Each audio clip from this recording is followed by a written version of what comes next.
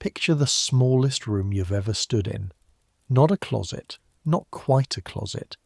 Maybe 8 feet across, maybe 10 if you were lucky. Stone floor, stone walls, a stone ceiling low enough that a tall man would graze it with his hair. One door, one window cut into the church wall beside you. One window that faces the street outside. One small hatch through which someone might pass a bowl of soup. That's the whole room. Now add this. The door behind you has been sealed, bricked up, mortared, closed from the outside. The sound of the trowel scraping stone was the last sound you heard from that direction. The priest standing on the other side of the new wall has just finished reading the Office of the Dead. Over you, while your heart was still beating and your lungs were still pulling air, and your hands, folded in your lap, were still warm. You are, in the eyes of the church and the law and everyone who knew you, no longer fully of this world. You have crossed a threshold, not death, not exactly, but something adjacent to it. Something the medieval mind found more useful than death. You are an anchoress. And this was the dream. This was what women in 14th century England worked toward, planned for, argued before bishops for, gave away their possessions for, cut their hair for, wept in gratitude for, the right to be sealed into a small stone room and never leave. I know what that sounds like. I make these history sleep stories, and honestly I never know what the people listening are actually getting out of them. Whether you're drifting off peacefully or lying awake at 3 a.m, thinking about medieval women who voluntarily got themselves walled inside buildings. Either way, I think this one might surprise you. Because the thing about anchoresses is this. The women who chose this life were not broken. They were not forced. Many of them were the most educated, most powerful, most intellectually alive women in England. And when you understand what the alternative was, the choice makes a terrible kind of sense. So, get comfortable. Here we go. We're going back to Norwich, England. The year is 1373. Norwich is the second largest city in England right now. Only London beats it. That might surprise you. This quiet cathedral city, this place of mustard and chocolate and gentle rivers. But in 1373, it's a boom town. The wool trade has made it extraordinary. Flemish weavers have come over in their thousands, bringing techniques and money and the kind of industrial noise that doesn't stop until well after dark. The city smells of lanolin and dye, and the River Wensum running brown through everything. The market is the size of a small field. The cathedral has been standing for nearly 300 years, and its spire, when you can see it through the morning fog, makes you feel small in a way that is either terrifying or comforting depending on where you stand. The plague came here 25 years ago. The Black Death. It took 1/3 of the city in 18 months. Some streets lost every person on them. There are still gaps in the buildings where the dead houses were knocked down and nobody has built back yet. There are still old people in Norwich who remember what the city sounded like when it was full. The silence after the dying, they say, was the worst thing. Worse than the dying itself. A city that had been roaring with commerce and argument, and the sheer collective noise of 60,000 lives suddenly quiet. You felt it even being born after, even growing up in the afterward. The way the adults flinch when someone coughs in church. The way your father still keeps lavender sachets in every room, though the doctors have since revised their theories about what causes plague, and those theories are mostly wrong anyway. But the city is recovering. The wool is selling. The weavers are weaving. And the cathedral, in its enormous stone confidence, is still there. Your name in this story is Agnes. Agnes Thurston, you're 19 years old. Your father Thomas is a wool merchant, not the wealthiest on the street, but comfortable, which in 1373 Norwich means warm and fed and housed and occasionally terrified about losing all of those things. You grew up in a house on Pottergate, a street that smells of river mud and tallow, and the wood smoke from the baker's shop 2 doors down that starts his fires before dawn. You have 4 brothers. You had a sister. Her name was Maud. She was 2 years older than you, and she had brown hair the colour of river water, and she used to make you laugh by doing impressions of the alderman who came to buy wool from your father.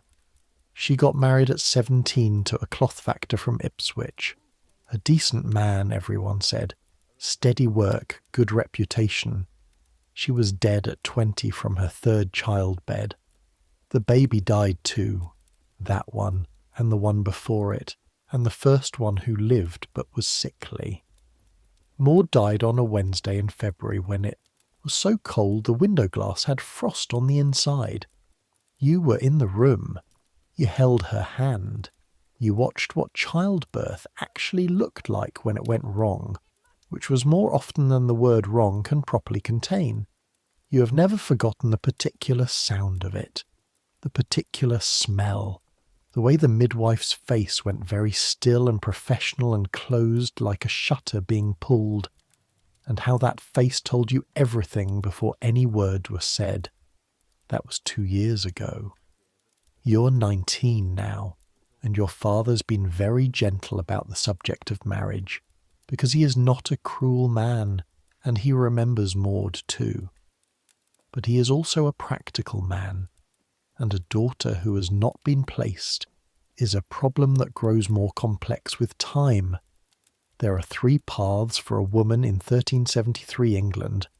3 real paths, the ones that actually happen to actual women. The first is marriage. You know what that is.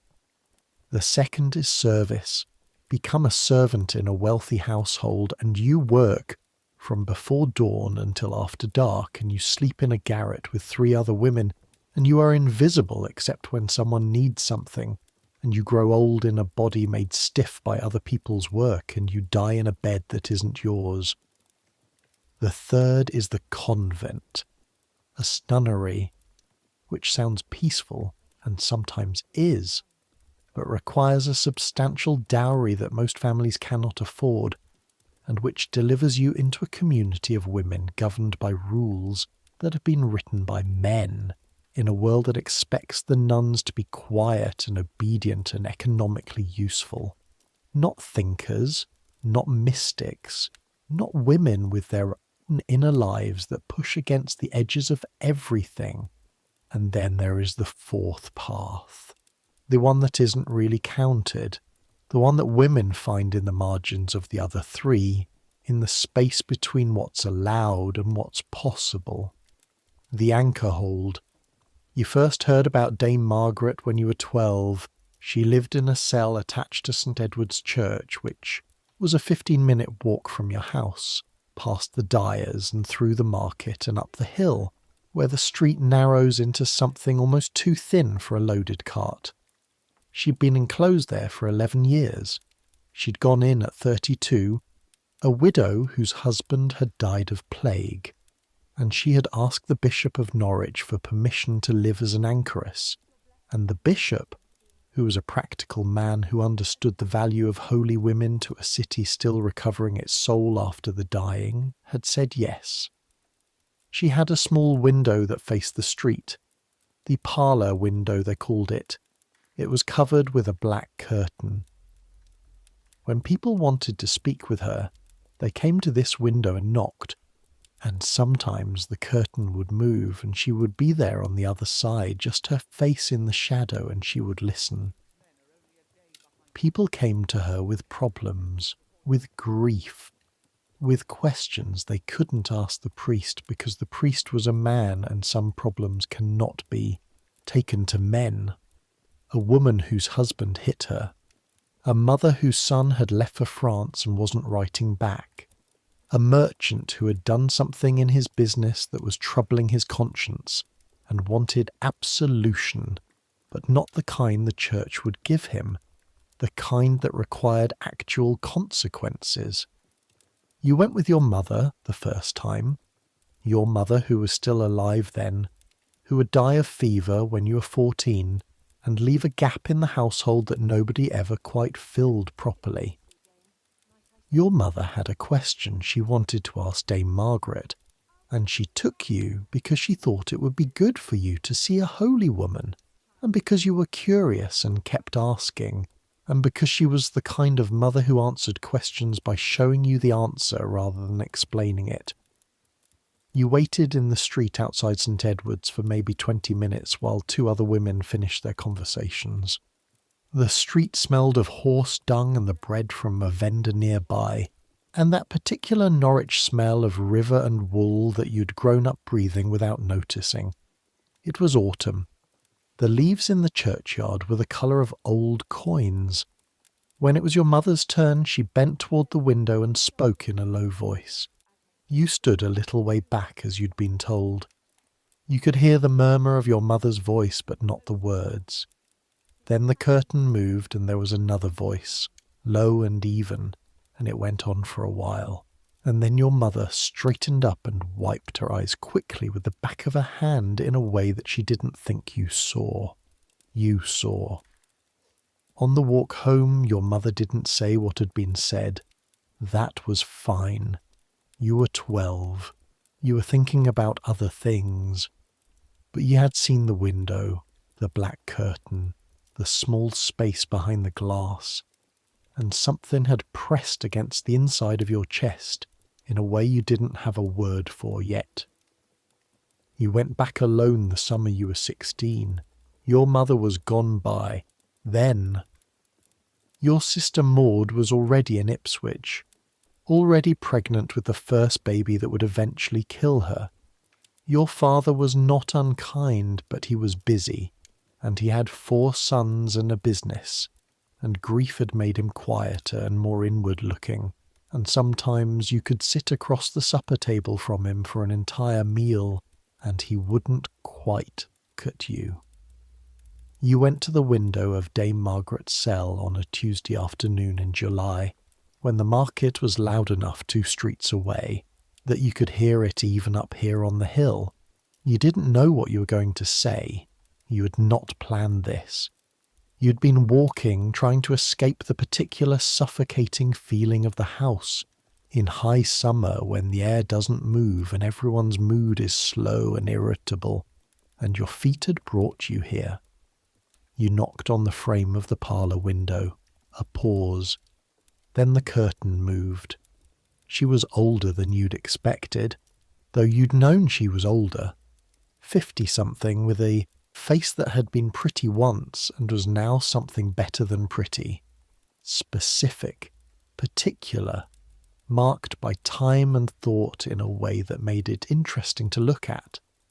Her wimple was white and very clean. Her eyes were brown and direct, and she did not look at you the way most adults looked at you, which was to say the way you could tell they were trying to figure out which category to put you in. She looked at you like you were a person. "What do you need?" she said. Not "who are you?" Not "where's your mother?" Not the usual adult opening that was really just a way of establishing whether you were worth talking to. Just, "what do you need?"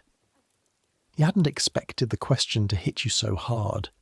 You felt something loosen in your throat. You said, "I don't know. I don't know what I need. I keep feeling like there's nowhere to put." You stopped. You felt stupid. "Put what?" she said. "Myself," you said. "Nowhere to put myself. Like I'm too much for the space I'm allowed." A pause. A longer one. Dame Margaret looked at you from behind her curtain and you couldn't tell what she was thinking, and it was very hot and you were aware of how sweaty you were and how strange this was, talking through a window to a woman who lived in a wall. "How old are you?" she said. 16. "What's your name?" "Agnes. Agnes Thurston." My father is Thomas Thurston, the wool merchant on Pottergate. She nodded slowly. I knew your mother, she said. A little. She came here sometimes. You didn't say anything. Your throat had closed. Come back, she said. Not today. Today you should go home and eat something and sleep. Come back when you've had time to think about what you actually want to say. What if I still don't know what I want to say? Then we'll figure it out together, she said. Come back. The curtain fell back into place. You stood in the street for a moment. The market noise carried up the hill on the warm air. A dog crossed the lane with something in its mouth. The door of the church behind you was open, and you could smell the cold stone interior smell that churches have. Old and mineral and slightly airless, like the inside of a cave. You went home. You thought about it all night. You went back 3 days later. Over the next year you went back many times. You learned slowly what Dame Margaret actually was. Not a nun. She wasn't part of a convent, wasn't under an abbess, wasn't bound by a religious order's particular rules. She was a solitary. She had chosen a specific kind of life peculiar to herself, that the church permitted and protected but didn't really control. She paid no tithes. She answered to the bishop in theory and to God in practice, and to herself in the daily reality of how she structured her hours. She prayed 7 times a day. The liturgy of hours, the same rhythm that governed every monastery in Christendom. Matins in the deep of night, lauds at dawn, prime, terce, sext, nun, vespers, compline. The shape of the day made entirely of prayer and silence and prayer again. She read. This stunned you the first time she mentioned it casually. You had learned your letters. Your father had insisted more than some fathers would. But reading was still not something women simply did, the way they did breathing or eating. Reading was a skill, a rare one that most women your age could not have claimed. Dame Margaret read Latin. She read theology. She was currently working through the letters of St. Jerome, and she had opinions about them that she shared with you, opinions that were not always reverential. He was a genius and a terrible man, she told you one afternoon in November, the cold air coming off the stone so thick that her breath made small clouds on her side of the window. He understood more about the nature of God than almost anyone before him. He was also contemptuous of women in ways that a man of his intelligence had no excuse for. Both things are true. You can hold both. You tried to hold both. It wasn't always easy. She wrote. That was the thing that broke something open in you, the thing that kept bringing you back. She was writing something, a record of her thoughts, her prayers, her inner life. Not a letter, not a record of accounts. Something more like, you didn't have the word for it then, something like the books of the church fathers, but written by a woman, in English, about what it actually felt like to be a human soul in a human body trying to understand God. Nobody had told her she could do this. Nobody had told her she couldn't either, and she had taken that silence as permission. Don't you get, you said once, and then stopped, because you didn't know how to say it without sounding like you were criticizing her, which you weren't. Lonely, she said. I was going to say, small. Don't you feel too small? In there? A pause. Some days, she said. Yes. Some days the walls are very close. Some days I feel like I'm in a box, and the box is inside a box, and there is no end to the boxes. She said this very levelly, not as a complaint. But then I think about the alternative, about being married again. I was married, you know. about running a house and managing servants and being responsible for someone else's dinner every evening until I died. About being somewhere much larger that still managed to contain nothing that I actually wanted. She let that settle. The cell is small, she said, but everything I care about fits inside it. You were 17 when you began to understand what you wanted. You were 18 when you said it out loud, first to yourself, and then, with your heart hammering so loudly you were sure your father could hear it, to your father. He did not take it well. Not badly exactly. Your father was not a man who shouted. He sat across the table from you in the winter evening light, the fire making orange shapes on the wall behind him, and he looked at you with an expression you had never seen on his face before, which was something like grief and something like fear and something like a very specific kind of loneliness. "You're 19, he said. "Yes. You could have a life." He said this carefully. "A real life, a family, children." You didn't say anything about Maud. You didn't have to. Her name was in the room with you anyway, the way it always was. "There's talk," he said, after a moment, "of a match with John Harlowe's son, from the dye merchants on St. Benedict's Street. He's a good young man, steady. I'm sure he is. Agnes, father." He rubbed his face. The fire cracked. Outside, somewhere in the street, a cart horse was being difficult about something, and the carter was expressing his feelings about this at length. "Why?" he said. "I need to understand why." You'd thought about how to explain it many times. You had tried different words in your head in the long nights before this conversation. You said, "Because I want to read. Because I want to think. Because I have things inside me that I need time and silence and paper to figure out, and there is no life on offer for a woman that gives you that. Except this one." He looked at you for a long time. "Dame Margaret," he said.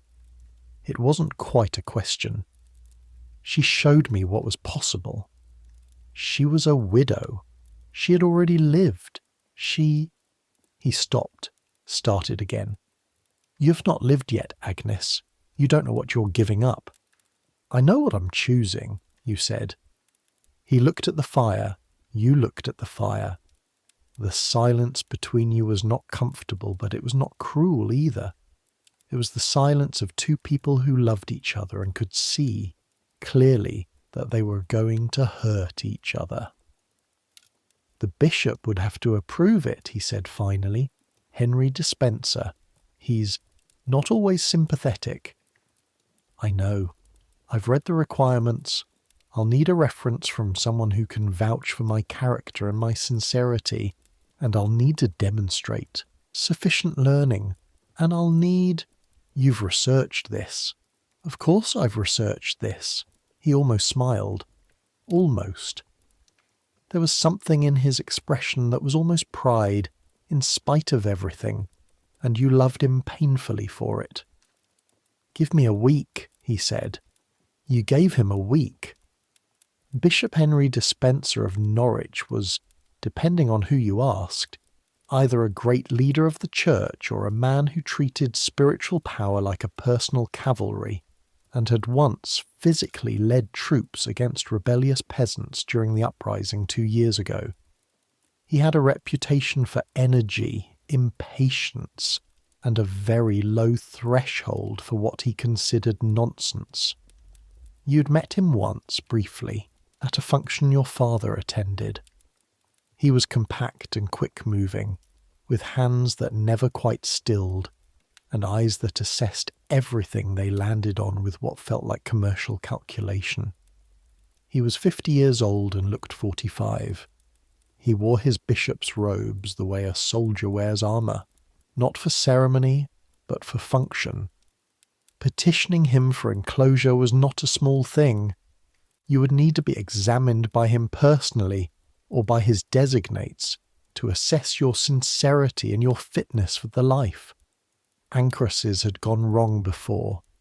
Women who found the cell intolerable after months and asked to be let out, which was technically possible but deeply embarrassing for everyone involved, and which cast doubt on the bishop's judgment for having approved them.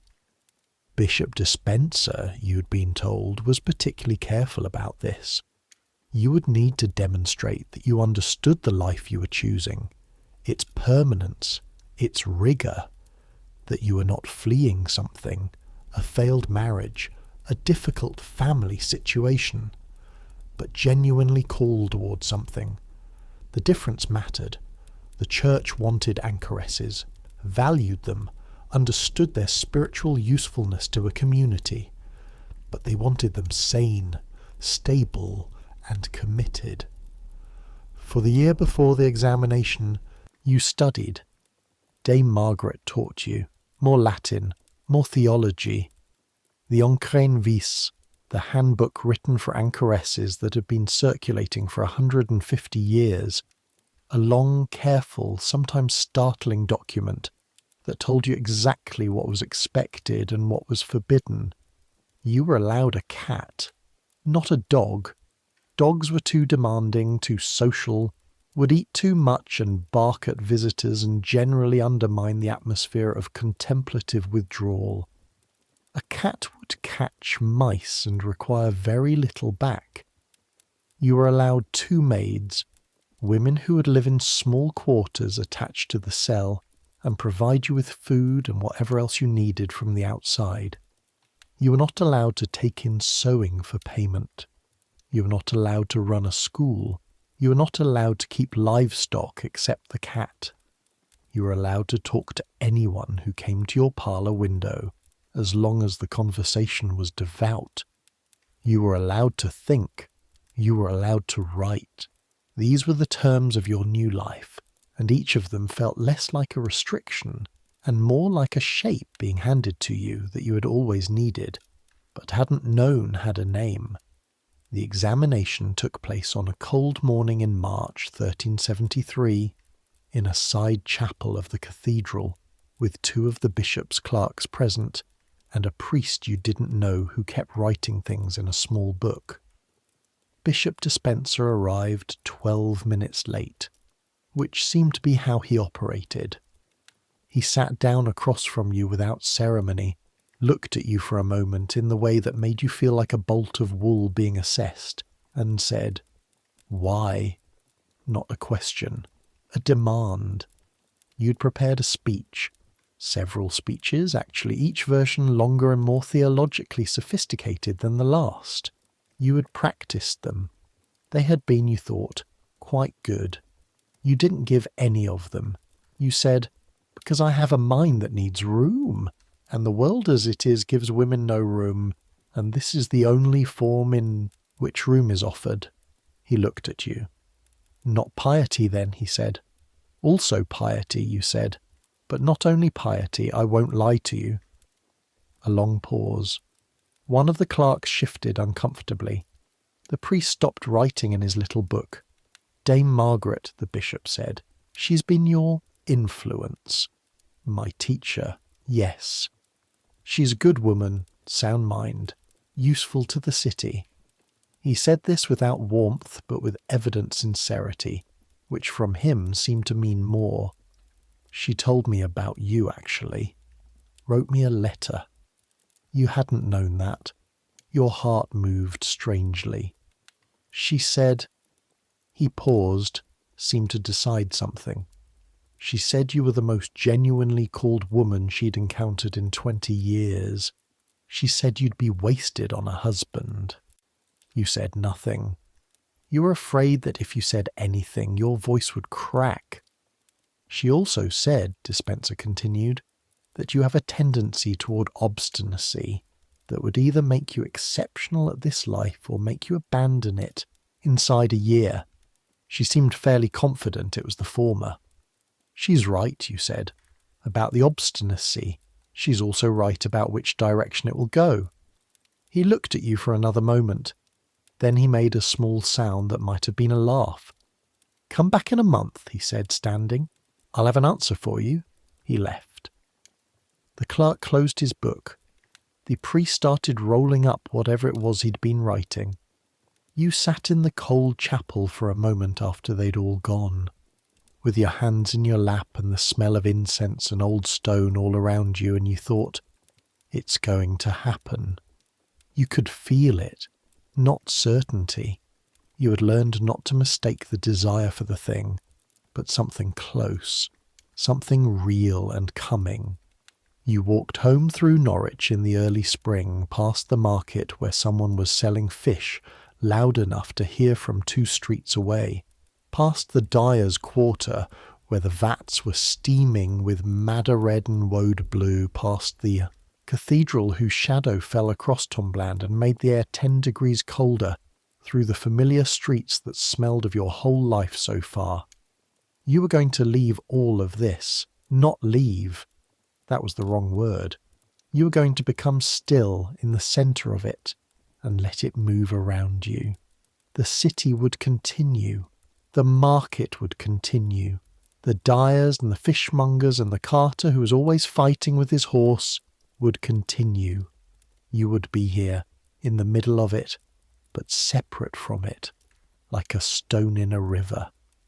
It seemed, right now, in this moment, on this street, with the spring light coming off the stone buildings in that particular way it had, to be the right thing. You hoped it would still seem that way in the dark. The month passed. The bishop's answer came back yes. The enclosure was set for the feast day of St. Anselm, the 21st of April. That gave you 5 weeks. 5 weeks is a strange length of time in which to end a life, long enough to do some things, too short to do others, precisely the wrong length for almost everything. You gave away your clothes, not all of them. You would need clothes inside the cell, modest ones, practical ones, the rough habits that anchoresses wore that were neither the full regalia of a nun's order, nor the ordinary dress of a laywoman, but something in between. But your good dress, the one your mother had made with the blue trim, the one you'd worn to your sister's wedding, that went to the wife of one of your father's tenants, a woman named Ellen who was close to your size and who received it with an expression of slightly overwhelmed gratitude. The giving felt strange, not sad exactly, more like clearing a space. Like when you move furniture before cleaning a room, and for a moment the room looks both emptier and larger than it did. You gave your books to Dame Margaret. She had given most of them to you anyway, so this was really just returning them, but the act of carrying them through the city on a cold April morning and passing them through the parlour window felt like something more than a transaction. Dame Margaret took each one and held it for a moment and didn't say anything, which was the right response. You gave your rosary to your father. He held it without looking at it and said, "You'll need this." "I have another," he said. "I have 2. He was quiet. "Write to me," he said. "Through the maid. Have her carry letters." "I will. I mean it." "Father, I will write to you every week if you want. I will be 15 minutes walk away. I am not going to see." He looked at the rosary in his hands. His fingers were the hands of a wool merchant, thick at the knuckles, slightly calloused from handling fleeces and rope, still strong despite his age. They had held you when you were small. They had held your mother when she was sick. They had held Maud's hand at her wedding. You had seen them, standing back from the ceremony and watching with an expression of such careful joy. "I know you're not going to see," he said. "It feels like you're going to see." You put your hand over his for a moment. The rosary beads were between your palms, pressing small indentations into both of you. "I'll be all right," you said. He nodded. He didn't believe you entirely, but he nodded. Your maids were called Cecily and Joan.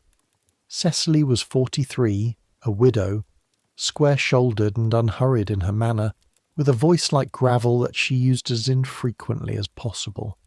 She had served 2 anchoresses before you, which meant she'd seen things, and she regarded your preparations and your occasional anxious questions with a patience that was neither warm nor dismissive, just practical.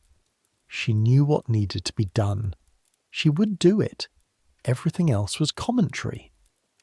Joan was younger, maybe 25, with red hair that she kept severely pinned and a tendency to hum the same 3 bars of a melody over and over again while she worked. She was cheerful in the way that some people are constitutionally cheerful, not despite circumstances, but somewhat independent of them. You liked them. You were dependent on them in a way that you were trying not to think about too hard. From the day of the enclosure, they would be your connection to the outside world. They would buy food at the market and bring it through the servant's window. They would carry letters and receive messages. They would know, always, what the weather was doing and what was happening in the city and whether your father was well and what season it was. Information which, you were realizing in a new and slightly dizzying way, you would henceforth have to take on trust. The night before the enclosure you could not sleep. This was not unexpected. You had not expected to sleep. You lay in your bed in your father's house for what would be the last time, in the dark that was never fully dark in Norwich because the city had too many people and too many fires, and there was always some light coming from somewhere, and you listened. The city at night. It was nothing like the city in the day. The frantic commercial energy had settled into something lower and stranger. You could hear from somewhere down the street the sound of a tavern in its late hours. A murmur of voices, a burst of laughter, then the murmur again.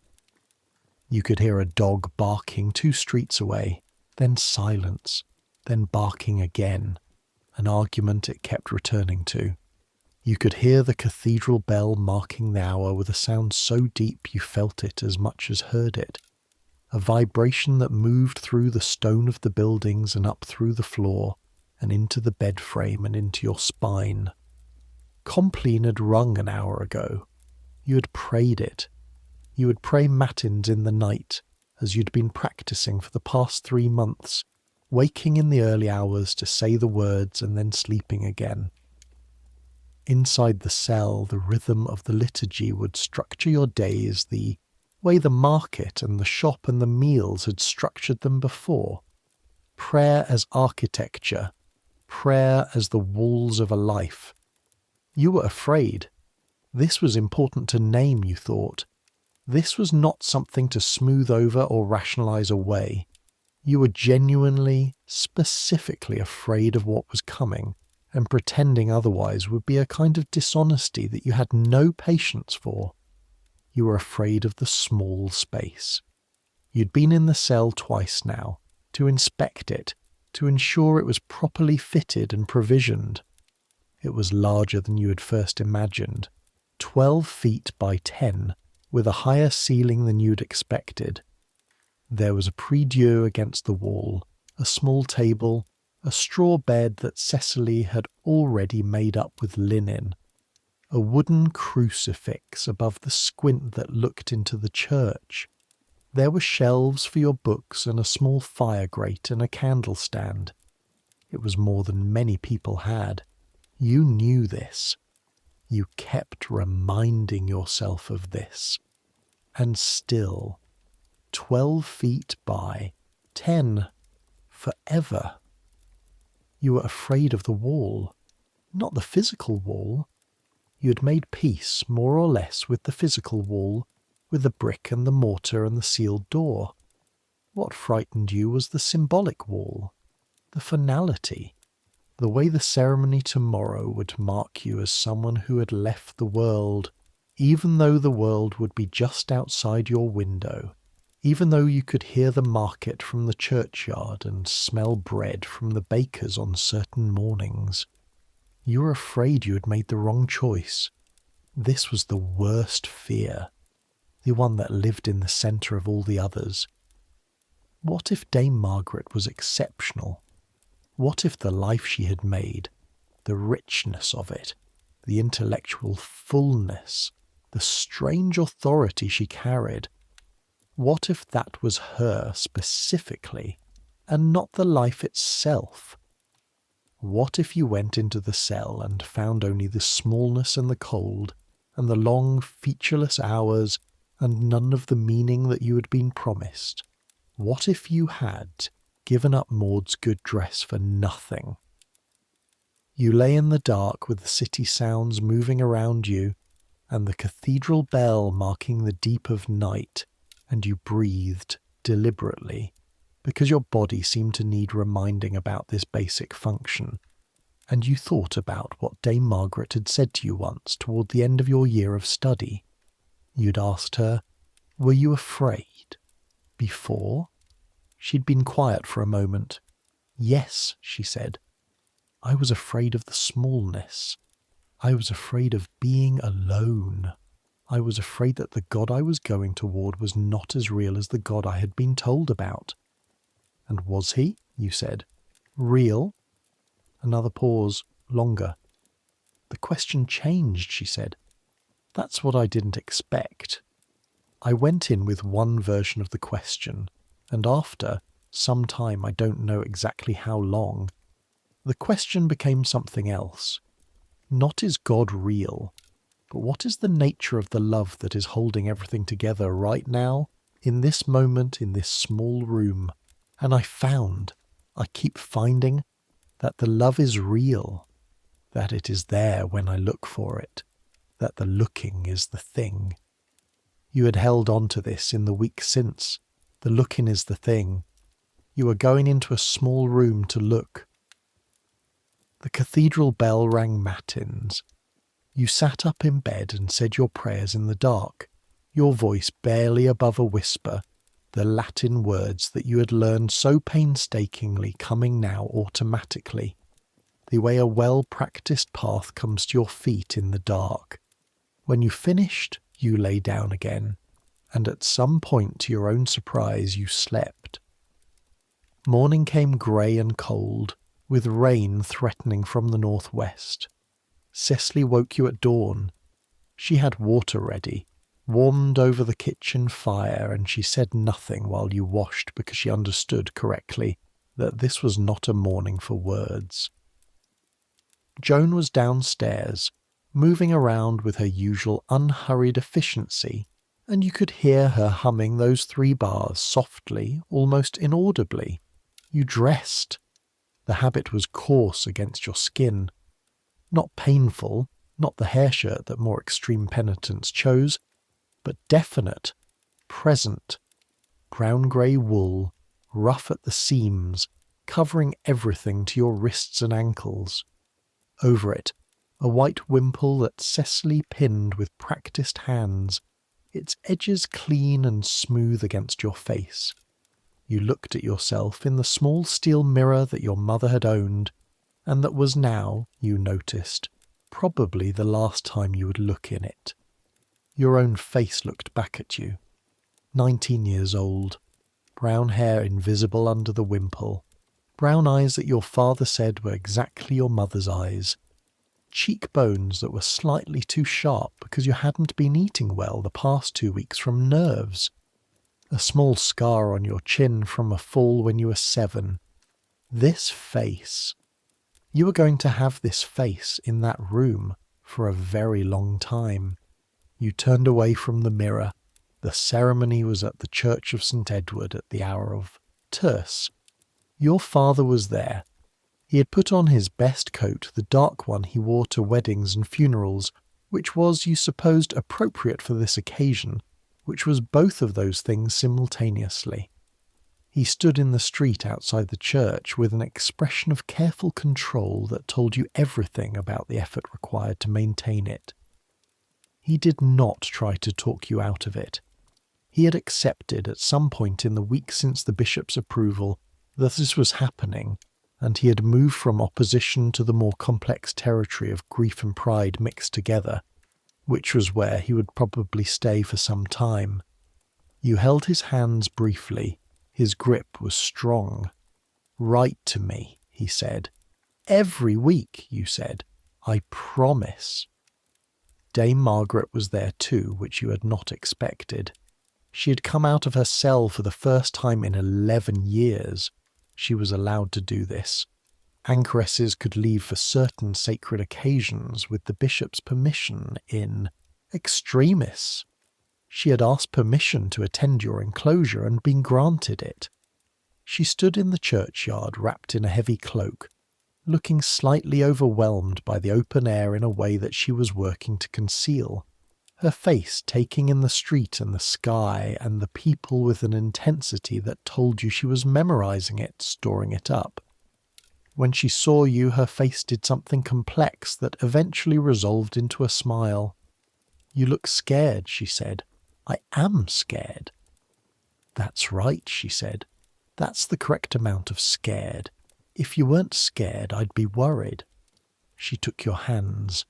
Her hands were cold, thinner than you remembered, but her grip was steady. "You're going to be all right," she said. "You're going to be better than all right. You're going to write things that people will read for 100 years. You didn't know what to say to that. It seemed too large a thing to receive. "Come in now," said one of the bishop's priests. "It's time." The church was cold. Inside, as churches always were in April in Norwich, the stone having stored the winter and not yet willing to release it. The air smelled of incense and damp and the particular cold mineral smell of stone that had been stood in by people for 200 years. The priest led the procession. You walked behind him, Cecily and Joan behind you. Your father was somewhere in the small congregation. Dame Margaret was beside you briefly, then stepped back to her place. The Mass began. You had heard the Mass 1,000 times, more. You had grown up in it, learned Latin in it, found your first sense of something larger than the domestic world of Pottergate in the long, slow rhythms of it. But today the words had a different weight. Today the priest was reading at certain points from the Office of the Dead, for you, while you stood there alive, your heart beating and your skin cold, and your hands clasped and your lungs pulling in the incense-thick air. The text of the office is beautiful. It always had been. You had studied it, learned the words, understood their theology. But hearing it said over yourself in the first person, with the congregation listening, "I know that my Redeemer lives, and on the last day I shall rise from the earth," you felt something happen in your chest. Not grief, not terror. Something more like recognition, as though a door you had been approaching for a very long time had just quietly opened. The Mass continued. The congregation received communion. You received communion. The priest said the final words. Then he led you to the door of the cell. The door was still open. Just this once, just for this moment, standing wide, and inside you could see the cell in the morning light. The prie-dieu, the crucifix, the made bed, the shelves with your books already arranged on them, the single candle burning on the table. The priest said the words of blessing over the threshold. You stepped inside. You turned and faced the open door. Your father was visible briefly in the crowd behind the priest, his dark coat, his face very still, his eyes on you. Cecily was already moving to take her place at the servants' entrance. Dame Margaret had her hands folded. You held your father's eyes for a moment. Then the door closed. You heard the sound of it, wood on stone, heavy and final, and then the sound of mortar being worked, the scrape of the trowel, the sounds of the bricklayer doing what bricklayers do. It went on for several minutes. The sounds changed in quality as the gap closed, as the light from that direction was gradually blocked, and then it was done. The trowel sound stopped. Silence. No, not silence. The city was still out there. You could hear it faintly. The market noise, the cartwheels, the distant hammer of a smith somewhere. A child's voice, briefly, then gone. The morning. You were inside it, and outside it simultaneously.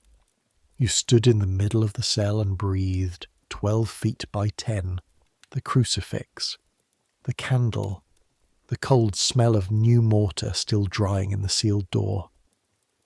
The looking is the thing, Dame Margaret had said. You turned to face the squint, the small window into the church, where you could see the altar in its morning light, the priest still moving through his post-ceremony duties, an ordinary Tuesday morning resuming. You knelt at the prie-dieu. You began to pray. The first thing you learned about the cell was that it had a smell. Not a bad smell, not exactly, but a specific one. New mortar drying in the sealed door. Old stone that had been part of this church wall for 150 years. The straw of the mattress, which was fresh but still carried something of the field in it, something dry and vaguely sweet. Tallow from the candle. Incense drifting through the squint from the church side on the mornings when the priest said his daily mass, which was every morning except one, and underneath all of it, very faintly, yourself. This is something nobody warns you about. The way a small enclosed space becomes, very quickly, a catalogue of your own body.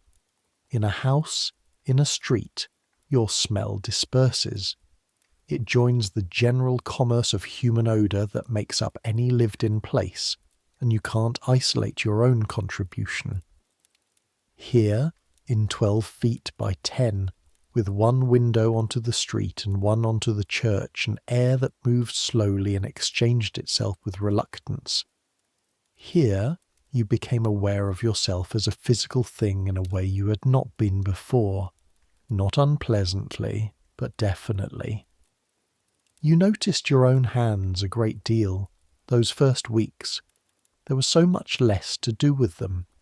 In your father's house, your hands had been busy from morning to night, preparing food, carrying things, sewing when your eyes held up, helping in the shop when the season demanded it. The constant physical management of domestic life that women performed without thinking, because thinking about it would make it unbearable. Your hands had known what to do. They had operated semi-independently, going about their business while your mind was elsewhere. Here your hands held a rosary. They turned pages. They pressed together for prayer. And sometimes they simply lay in your lap, and you looked at them, and you noticed, perhaps for the first time, that they were somewhat ugly. The knuckles too large, the nails not quite clean, a callus on the right index finger from where you'd held a pen too tightly during the months of study. These hands were going to be with you for a very long time. You named them, in a joke that you told only yourself, Thomas and John, for your father and your eldest brother. The joke was better in your head than it sounds here. The cold was the first real hardship. You had known the cell would be cold. You'd been in it twice before the enclosure, had felt the stone leaching heat from the air, had understood in the abstract that April in Norwich in a stone room would require layers. You had prepared. You had thick wool stockings and 2 habits, and a heavy cloak for the night hours when the fire died. What you had not prepared for was the specific quality of stone cold. Not the sharp cold of a frost morning, or the wet cold of rain, but the deep cold of a material that stores temperature the way it stores time. The floor in the morning, before the fire caught, was cold enough that standing on it in stockings for longer than a minute put a dull ache into the soles of your feet that climbed slowly up your calves and made your knees stiff. You learned to put on your shoes before getting out of bed. This sounds simple. It was the kind of simple that took 3 miserable mornings to figure out. The fire grate was small, set into the church wall, drawing through a shared flue. It burned coal, which Cecily brought in a scuttle each morning and evening. Coal was more expensive than wood, but burned longer and hotter, and didn't need restocking as often, and the practicalities of your life were now governed almost entirely by what was efficient and quiet, since you could not be popping up to tend a fire every 20 minutes during the hours of prayer. Cecily had strong opinions about fire management, all of them correct, which she conveyed mostly through actions and occasionally through a very short sentence delivered with the tone of someone who had explained this 3 times already. "Bank it before Vespers," she said, on the second evening, watching you poke in effectively at the coals. "I will." "Not like that. The flat side, and bring it forward, and leave the small pieces in the back. They'll catch again in the night." She took the poker from your hand and demonstrated with 4 efficient movements what would have taken you 8 inefficient ones. "Bank it before Vespers," she said again, and left. You banked it before Vespers. The cell was warmer than it would have been. You lay in bed listening to the city settle toward midnight and the fire tick and cool, and you thought, "I am going to learn everything Cecily knows. She has been doing this longer than I have been alive, and she has never once been cold from stupidity." The parlour window, the street-side window, the one with the black curtain, was smaller than you had imagined. When you had visited Dame Margaret and looked through it from outside, it had seemed a reasonable opening. From inside, pulling back the curtain and looking out for the first time, it was perhaps 10 inches wide and 8 inches high, and it looked directly onto the lane at the side of St. Edward's Church, which was not a major street, not a market lane, not a route anyone would take unless they had specific business there. And yet, within 3 days the first person came, a woman younger than you, with a shawl pulled tight around her shoulders in the April damp, and an expression of uncertainty about whether this was the right window and whether you were the right person. "Are you the new anchoress?" she said. Her accent was Norwich-born, the vowels broad and flat, nothing like the Latin you'd been spending your days with. "I am," you said. Your voice sounded strange to you, rougher than usual, because you had been using it mostly for prayer and not for conversation, and prayer is a different register entirely. "I heard you were here," she said. "From my neighbour. My neighbour said there was a new holy woman at St. Edward's." You decided not to correct the holy woman designation, because it would take more explanation than either of you had time for right now. "What do you need?" you said. She looked surprised. Then something in her face loosened very slightly. "My husband," she said. You listened. This is what you had not fully understood, sitting on the other side of the window all those years, watching Dame Margaret's curtain move and hearing the low murmur of talk. You had not understood the weight of what people brought, the specific gravity of a life being placed, briefly, in someone else's care. Her husband had been ill for 6 months. Not plague. That first terror was always there in the way Norwich people mentioned illness. The quick clarification, not plague, something else, but some wasting thing that was pulling him thinner and quieter and had changed the nature of his sleep so that he no longer really rested, and his eyes in the morning had the look of a man who'd been somewhere difficult all night. She was frightened. Not of his death exactly.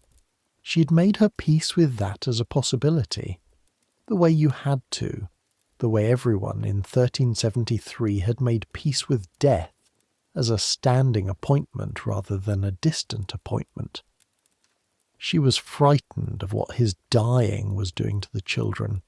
3 of them, the oldest barely 8. Children who are old enough to understand that something was wrong and not old enough to process it into anything except behaviour. The youngest refusing to eat, the middle one fighting with everyone, the oldest gone very still and watchful in a way that broke your heart when she described it. "I don't know what to tell them," she said. "I don't know what the right thing is to say." You thought about this. Genuinely thought, which took longer than simply reassuring her would have. But reassurance without content was something you had very little patience for. "They already know," you said. "They've worked it out, or most of it. The question isn't whether to tell them. The question is how to be in the room with them while the knowing is happening." She looked at you. "What do you mean?" "I mean they don't need the information. They have the information. They need someone to sit with them in the room and not try to make it into something other than what it is. To not pretend it's all right when it isn't all right. To be sad with them and also present." A pause. She was thinking, good. "I'm no good at being sad," she said. "Nobody is. It's not a talent, it's just you do it, anyway, even when you're terrible at it." She was quiet for a moment. "That's not what I expected you to say," she said. "What did you expect?" "Something about God's plan, about trusting." "That might come later," you said. "Right now, I think you just need to eat something and go home and sit with your children tonight and not pretend." She looked at you for a moment longer. Then something settled in her face. Not relief exactly, not the resolution of anything, but a slight lessening of the strain, a small giving way. "Thank you," she said. She left. You sat back from the curtain and held the conversation in your mind for a while. The way you were beginning to do with everything, examining it, turning it over. You had no idea if what you'd said was right. You had no formal training in the care of souls. You had 19 years of life, a year of study, and the things Dame Margaret had shown you by example, which was the best kind of teaching but not the same as knowledge. But the woman had needed to say the thing aloud. She had needed someone to receive it. That much you could do. You turned back to your prie-dieu and said the next office, and the day moved on. The squint. You need to understand the squint, because it was the axis around which everything turned.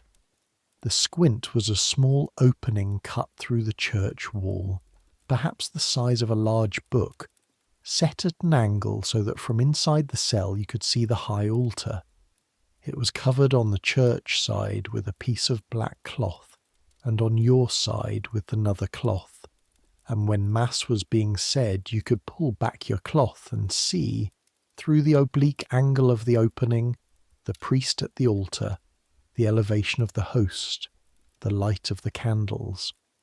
You could hear the Mass clearly. The church acoustics, designed by people who had spent centuries perfecting the carrying of sound from altar to congregation, were extremely good. Every word the priest said at the altar came to you with strange clarity, as though he were speaking quietly in the same room. The host. This was the centre of it.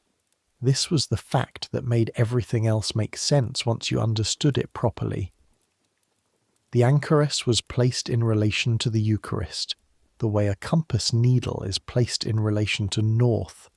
Every prayer, every hour of the daily office, every hour of reading and writing and silent reflection, all of it was oriented toward this moment, this daily moment when the priest lifted the host and the God you were living this life for became, in the theology of the church, physically present in the bread. You had received the Eucharist every week of your life. Now you received it daily.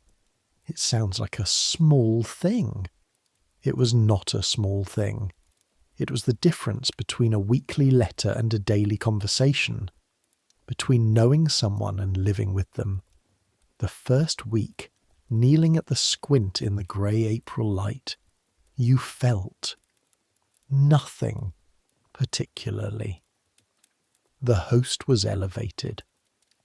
The priest spoke the words, you prayed the responses, the mass ended, you went back to your prayers. The second week, during the elevation, something happened that you were not able to describe then and are not going to be able to describe now, except to say that it was not nothing. It was not the dramatic vision that the mystics wrote about, the lights and the voices and the overwhelming floods of divine communication. It was quieter than that. It was more like a shift in the quality of the silence, as though the silence which had been empty suddenly became full, the way a room becomes full when someone walks into it, even if you haven't turned to look. You stayed at the squint for a long time after the priest left. Then you went and got your pen and your wax tablets and you started writing. Joan's 3 bars of humming were, you discovered, from a carol about a shepherd. You couldn't work this out for several days because you only ever heard 3 bars, never enough context to place it, and you finally asked her and she looked surprised to have been caught, and then told you, with slight sheepishness, that it was a Christmas carol. She'd heard it as a child, it had lodged in her head and refused to leave. Even in April, you said. Especially in April, she said. Midwinter songs sound better when it's spring. I don't know why. Joan brought your food twice a day through the servants' window, which was on the north wall of the cell and opened into a small passage between the cell and the church sacristy.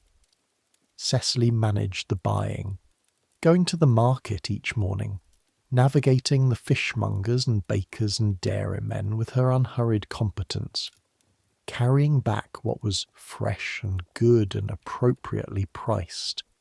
Joan cooked in the small outer room that connected to the passage and carried the results through. The food was simple, pottage, which was everything cooked together in a pot with grains and whatever vegetables were available, thick and filling and subtly different each day depending on what Cecily had found at the market. Bread, always. Fish on the days the church required it, which was more often than you might think. Fridays, obviously, but also Wednesdays and Saturdays and the vigils before feast days and the whole of Lent. You had not eaten meat regularly before the enclosure. You'd grown up in a household comfortable enough that meat appeared on the table several times a week. Here, meat appeared rarely, and when it did it was offal usually. Liver or kidneys or the cheaper cuts that cost less, and were not considered luxurious, which was the point. You were, according to the anchoress, not supposed to eat in a way that fed comfort rather than sustenance. No rich spiced dishes, no elaborate preparations. The body was to be provided for so that it could work, not indulged in ways that would distract it from working. You found, to your own slight surprise, that you minded this less than you'd expected. Food had always been, at your father's table, a social thing, the occasion for conversation, the frame around the family, the end-of-day ritual of being together. Eaten alone in a stone room twice a day, it became something more purely functional. You ate because you were hungry, and the hunger was satisfied, and that was that. The pottage was warm and the bread was adequate, and you were neither starving nor indulged, and the straightforwardness of this was, in its own way, a relief. What you missed was fruit, not in a tragic way. But you missed it. The particular pleasure of a good apple in autumn, or summer cherries from the market, or the preserved plums your mother had made every year and kept in a crock in the cellar. Small, specific physical pleasure that had nothing spiritual about it, and that you are only now, in its absence, fully valuing, You wrote a line about this in your tablets, and then wondered what it meant that an anchoress was making notes about missing plums, and then decided it meant nothing except that you were human, and your body had preferences, which was not a sin, only a fact. The hours of the day arranged themselves around prayer the way water arranges itself around a stone. Matins and lords in the night and early morning. You had an hourglass to track the hour, which Cecily turned each evening. You woke in the deep dark and said the long night office by heart, kneeling on the floor, the cold coming up through your knees, your breath visible in the candlelight. The city was very quiet at this hour. Even Norwich, which was never fully silent, reduced itself to its essential sounds.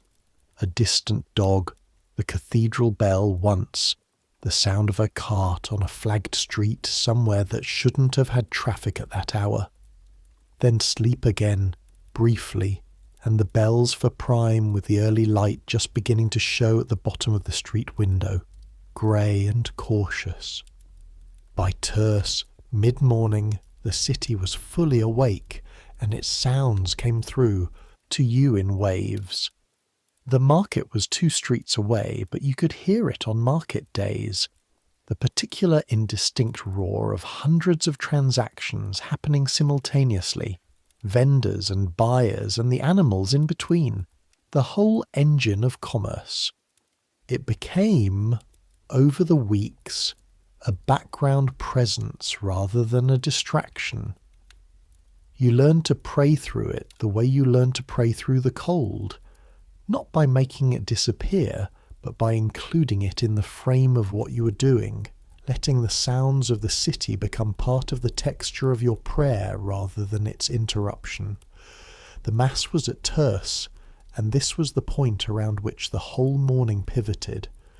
Kneeling at the squint, following the familiar Latin, and then the elevation, and whatever was going to happen at the elevation happened or didn't happen, and the day moved on. The long middle of the day, sext and nun, was for reading and for writing. You had 12 books. This was a significant collection by 1,373 standards. Most people owned no books. Most priests owned 2 or 3. You had 12, including your Bible, which was a small psalter with slightly water-damaged margins that had belonged to Dame Margaret, and the Uncrane Visser, your guide, and several works of theology that you'd worked through during your year of preparation, and were working through again now with more time and less distraction. Reading in the cell was different from reading at a table in a house. In a house you read with one eye, more or less, and the rest of you was attending to the general business of being in a house, which required a steady background attention. Footsteps on the stairs, a door, someone calling, the texture of the social world pressing in. Here you read with your whole self. This was astonishing. You had not known this was possible, not really, not until you experienced it. The complete submersion in a text that came when there was nothing else competing for your attention. You had always been a reader. It was one of the things your father's investment in your education had made you, and you were grateful for it. But you had never read like this, never sat with Augustine's Confessions for 3 hours, and come up from them feeling like you had been somewhere and returned. The reading was also, you were discovering, conversation. You talked back to the books, in writing, in your wax tablets, and increasingly, now that you were clear about the practice and committed to it, in a notebook that Cecily had obtained from the station on London Street. A small thing with good pages that had cost more than you liked to think about. You talked back to Augustine. You talked back to Jerome, as Dame Margaret did, with admiration and disagreement in equal measure. You wrote down the questions that the reading raised, and then tried to answer them, and the process of trying to answer them generated more questions, and the notebook filled faster than you'd expected. Nobody had asked you to do this.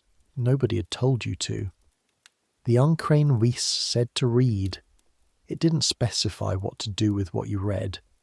You were making it up as you went along, which was, you were beginning to suspect, the only way anything genuinely new ever got made. Summer came slowly to the cell. Not to the city. The city lurched into summer the way it always did. The heat arriving like an unwanted guest who hadn't been invited, but was clearly planning to stay. The stench of the river rising with the temperature. The streets acquiring their particular summer quality of compressed heat and noise and the smell of many people in a small space. But to you, the season was information that arrived second hand. You noticed it through the quality of light at your street window. In April and May, the light came in low and white and thin, the morning sun barely clearing the roof line of the opposite buildings before afternoon. In June, it arrived earlier and warmer, coming at a different angle, and the shadows in the cell shifted accordingly. By July, there were 2 hours in the late afternoon when the sun hit the street window directly and made a bright parallelogram on the stone floor that moved slowly across the room as the hour changed. You tracked this parallelogram. You named it, and this was perhaps more whimsical than an anchoress should strictly be, but you decided to allow it. You named it Thomas, because it visited reliably every clear afternoon like your father, and moved on when it was done with you. The heat was harder than the cold in some ways. The cold you could address with fire and wool and the simple physics of insulation. The heat came up from the stone floor and reflected from the walls and settled in the cell with no inclination to leave. The single street window, not large enough for a full cross breeze, admitted what air it could. On the worst days in August, when Norwich was broiling and the dyer's quarter-down wind was producing smells that made you grateful for the distance, the cell was thick and stale, and your habit stuck to your back, and the pottage that Joan brought through the window was lukewarm by the time you ate it, because even the act of carrying it 10 feet added no heat and removed none. You prayed through the heat with your eyes closed and your knees aching on the stone floor, and sweat collecting under your wimple in a way that was distracting and undignified, and which you slowly and somewhat laboriously accepted as simply part of being a person in a body in summer, unrelated to holiness or lack thereof. You wrote about the heat. You wrote about the smell of the river. You wrote about the particular quality of prayer in high summer, when your body kept asserting its own agenda and the mind had to work harder to hold the thread. You wrote about what it meant that God had given people bodies, not despite the heat and the cold and the hunger and the aching knees, but including them, that the body was not the enemy of the soul but its dwelling, that the anchoress, of all people, the one whose body was most contained, most restricted, most formally offered up, was the one who felt the body most precisely. All that sensation with nowhere else to go.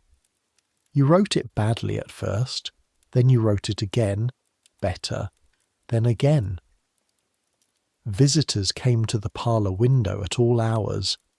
Not all of them had the urgency of that first woman with the sick husband. Many came with small things, a question about a feast day, a specific prayer they wanted said, the kind of devotional exchange that was the ordinary traffic of a community that included a holy woman. You prayed for these people with genuine care and genuine efficiency, which was a combination you were still learning to sustain, and they went away, and others came. But some came with the weight, a man of maybe 45 in October who stood at your window for several minutes before saying anything. You waited because you had learned to wait. The curtain moved slightly in the draught and you could see his coat, good cloth, a merchant or a craftsman of some standing, and his hands, which were clasped in front of him and not quite still. I cheated a man, he said finally, in a transaction. Gave him short measure, not by much, but I knew. You waited. It was 3 years ago. The man has since died. Of the short measure, you said, before you could stop yourself. It was not kind, but it was involuntary. A pause. Then, to your relief, a small strangled sound that might have been a laugh. No, of a fever. But he died before I could. I wanted to correct it. I went back to his shop and he was gone, and now I can't make it right. You thought about this. You can't make it right with him, you said. That's true. He's past receiving it. But the thing that made you do it, the calculation, the moment when you knew and did it anyway, that's still in you. And that's what needs addressing.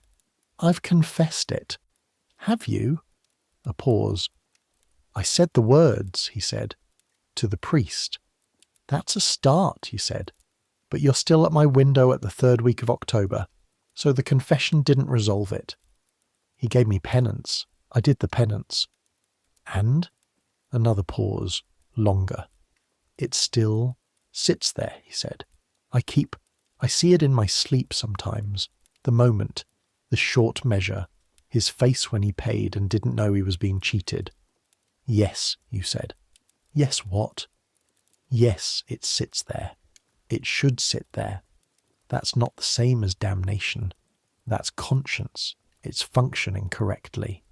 He is quiet. What do I do with it, he said. Live with it. Not comfortably. Let it inform how you do business tomorrow and the next day and the day after. Let it make you scrupulous, not as punishment, as correction. The dead man is past receiving your correction, but the world is full of people you haven't cheated yet. A very long pause. I came to you for comfort, he said. I know. This is a different kind of comfort, the kind that's actually useful. He stood at the window for another moment. You could feel him processing it. Come back if you want, you said. You don't have to. He came back twice more that autumn. Each time he talked a little less about the specific transaction and a little more about the person he was trying to be. This seemed to you to be progress, though you were careful not to say so in a way that let him off the hook too early. By November, the notebook was 3/4 full. You read back what you'd written, which was something you'd been avoiding for several months, because the gap between what you meant and what you had managed to put into words was distressing. Reading it back was like hearing a song in your head played badly on a cracked instrument. You could hear what it was supposed to be, and you could hear where it fell short. But there were places where it didn't fall short. There were passages, 10 or 12 of them, scattered through the months like good finds in poor earth, where the thing you'd been trying to say had actually arrived on the page, where the words lined up with the thought, or close enough, where a reader, picking this up, would feel what you had felt at the squint on those mornings, or understand the thing you had worked out about the body and the soul, or... And this was the one that moved you most when you read it back, where you'd written about the love, not love in the general sense, not the theological concept, the caritas of the church fathers, the specific love, the one that was in the cell with you when the fire was very low and the city was very quiet and it was 3 a.m. and you were kneeling on cold stone and your knees hurt and your back hurt and you were genuinely, slightly, not very dramatically but truthfully, afraid. That love. The one that, when you looked for it, was there, present in the way Dame Margaret had described, real. You'd written it down as well as you could. It wasn't right yet, but it was beginning to be. December brought the first serious visitor crisis. Not a spiritual crisis, a physical one. The city was cold, as Norwich always was in December, with a cold that came off the North Sea and down the river valley, and made itself at home in the streets and the buildings and the bodies of everyone who lived there. The cathedral was one of the coldest buildings in a cold city. The cell attached to the smaller and less well-built St. Edward's was colder than that. The fire coal ran short. This was Cecily's doing, or rather Cecily's not doing. She had misjudged the rate of consumption, which she admitted with an expression of controlled mortification that suggested she had not misjudged anything of this kind in her entire 43 years, and did not intend to do so again. The coal merchant was 2 days from his next delivery. The wood supply which Cecily kept as backup was damp from a leaking corner of the outer room and burned badly and produced more smoke than heat. For 3 days the cell was genuinely, seriously cold. Not dangerously cold. Cecily was not a woman who permitted danger to enter the arrangements she managed.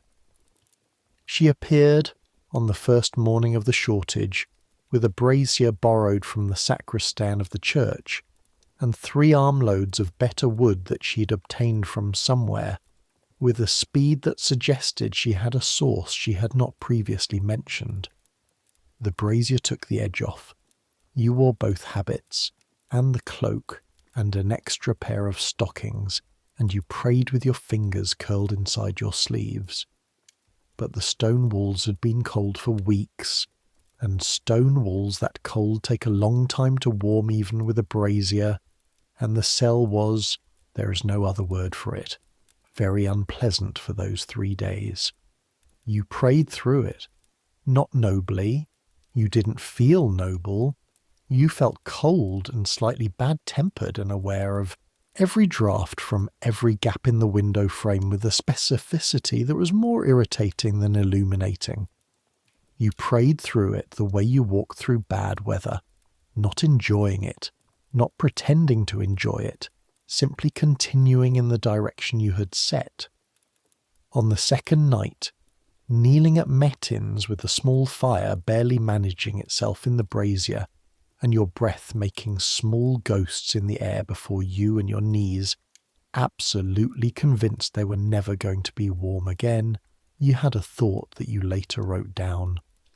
The thought was this, that the cold was a kind of honesty, that comfort softened things, blurred edges, allowed certain kinds of self-deception to operate, that the cold stripped that away. You couldn't pretend to be anywhere except here, in this room, in this body, kneeling on this floor, saying these words in the dark. The cold made everything specific. You wrote it down 3 days later when Cecily's coal had arrived and the cell was warm again, and you could think without the cold occupying half your mind. You wrote it better than you felt it in the moment, which was usually how it went. The cold as a kind of clarification, not sought, not exactly welcomed, but not wasted either. Spring, the first full turn of the year. You had been in the cell for 12 months when April came again, with its thin light and its smell of rain on stone, and the daffs in the churchyard outside your street window, pushing up through the mud in the defiant way that early flowers always had, as though they were doing it to spite the winter. Your father came to the parlour window. He had not come before, not in 12 months. You had expected this, had not in honesty expected him to come at all, because your father was not a man who sought emotional conversations, and whatever a visit to his daughter's cell window represented, it was unambiguously that. He had received your weekly letters through Cecily and written back in his careful, wool merchant's hand about the business and your brothers and the weather, and occasionally in the last line, something brief and personal that cost him evident effort.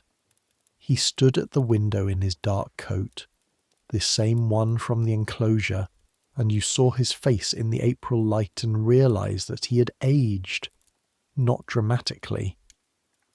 But a year of something had passed through him. Whatever the year of watching his daughter disappear into a wall had felt like from outside, and it was there in his face. "Agnes," he said. "Father."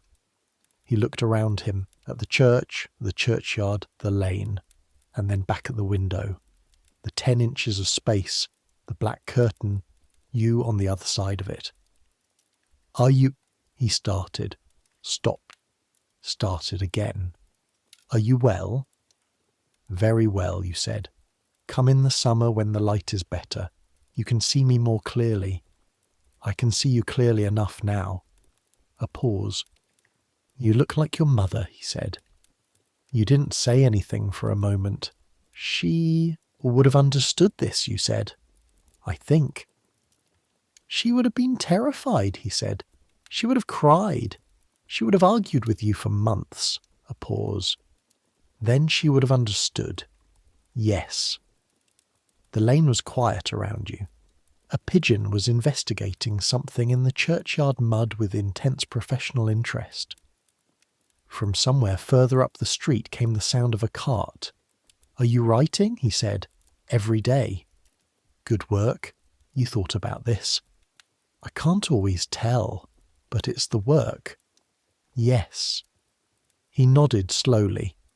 The way he had nodded when you were small and you'd shown him something you'd made, and it wasn't quite finished, but the intention was clear. "I brought you something," he said. He held up a small cloth package through the gap at the bottom of the window. You took it. Through the cloth you could feel the shape of it before you opened it. Round, smooth, the weight wrong for a book or a rosary. You opened it. Preserved plums in a small ceramic crock sealed with wax. The kind your mother had made every year from the plums in the garden behind the house. Your father was watching your face. "Cecily said you—" He stopped. "She mentioned that you found the food. She didn't say anything specific. She just said perhaps something sweet," Cecily had told him. Cecily, who spent approximately 3 words a day on personal communication, had mentioned to your father, in whatever brief exchange they'd had when he came to the outer door, that his daughter missed fruit. You held the crock in both hands. "Thank you," you said. "It's nothing," he said. "Your mother's recipe. I had Ellen make a batch this autumn." It was not nothing. You both knew it was not nothing. You talked for another hour about your brothers, about the business, about a new family on Pottergate that he'd become friendly with, about a dispute with a wool supplier that he'd resolved in a way he was rather pleased about and wanted to tell you. You listened and asked questions and laughed at the right places, and it felt like being a daughter again, the specific particular feeling of it, which you hadn't realized you'd been missing quite so much. When he left, you ate one of the preserved plums. It tasted of summer and your mother's kitchen and the particular October smell of the garden when she was stirring the pot, and you sat with the taste in your mouth for a long time before going back to your prayers. Something happened in May. You still can't fully explain it. It was the late afternoon, the Thomas light moving across the floor, sex just completed, the city making its ordinary commercial noise outside. You were sitting at your writing table with a notebook open and a sentence halfway done. Something about the nature of divine love, which was what you kept circling back to. The question that kept pulling you regardless of which direction you thought you were going.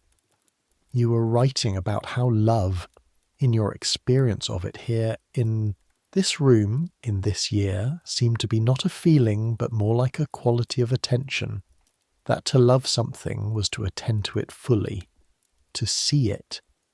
And then you put down the pen, not because you were done, because something was asking you to put it down. You sat. The light moved.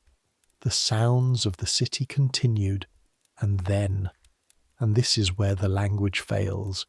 This is where any language fails, because what happened next was not exactly an event, not exactly a feeling, not exactly a vision, not any of the things that the mystics write about in their carefully contained language, that tells you what category of experience they're pointing at without being able to give you the experience itself.